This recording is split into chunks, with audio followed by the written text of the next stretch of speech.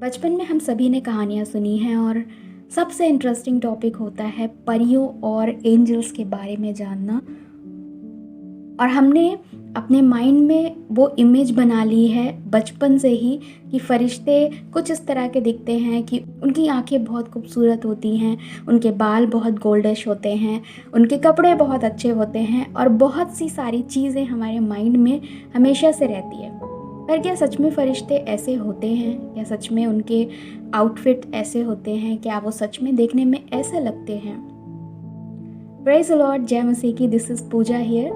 अब तक आपको समझ में आ गया होगा कि हम फरिश्तों के बारे में बात करने जा रहे हैं। तो हाँ, आज से हम एक नई सीरीज़ शुरू कर रहे हैं फरिश्तों के बारे में। और आज से लेकर कुछ हफ्तों तक हम हर एक फरिश्ते के बारे में जानेंगे जो बाइबल में पाए जाते हैं। बाइबल में 66 किताबें पाई जाती हैं और उन 66 किताबों में से 66 बुक्स में से 34 बुक्स में फरिश्तों के बारे में 250 से भी अधिक बार जिक्र किया गया है। और अगर फरिश्तों का काउंट देखा जाए कि वो गिनती में कितने हैं, तो आपको रेवलेशन प्रकाशित वाक्य उसका 5वां अध्याय 11वीं आयत में देखने को मिलेगा।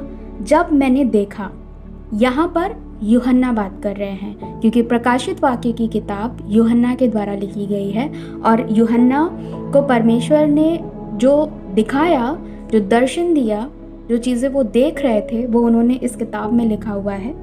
जब मैंने देखा तो उस सिंहासन और उन प्राणियों और उन प्राचीनों के चारों ओर बहुत से स्वर्गदूतों का शब्द सुना, जिनकी गिनती लाखों और करोड़ों की थी।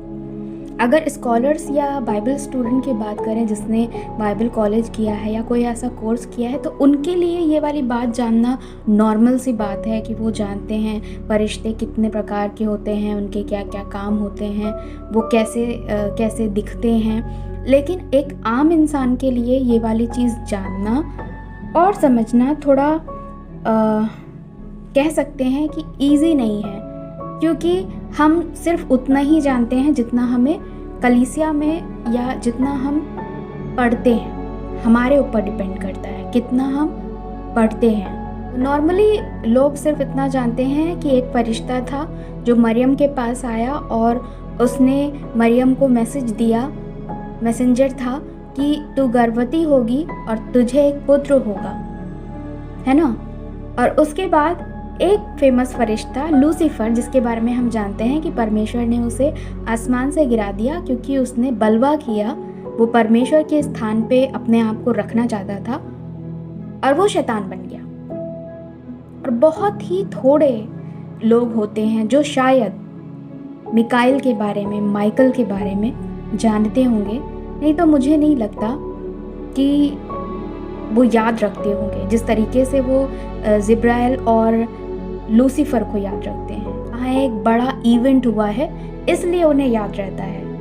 और एक बड़ा रीज़न ये भी है इन तीनों को याद रखने का, क्योंकि बाइबल में सिर्फ ये 3 फरिश्ते हैं जिनका प्रॉपर नेम आइडेंटिफाई किया गया है। और फरिश्तों की कैटेगरीज दी गई है लेकिन उनका प्रॉपर नेम नहीं दिया गया है। पर ये सिर्फ 3 फरिश्ते हैं जो प्रॉपर नेम से जाने जाते हैं, बाइबल जिनके बारे में बताती है। सो ये एक इंट्रो वीडियो था।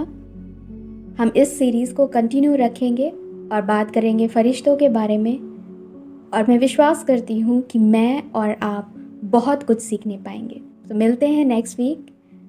सी you soon. Praise the lord. जय मसीह की।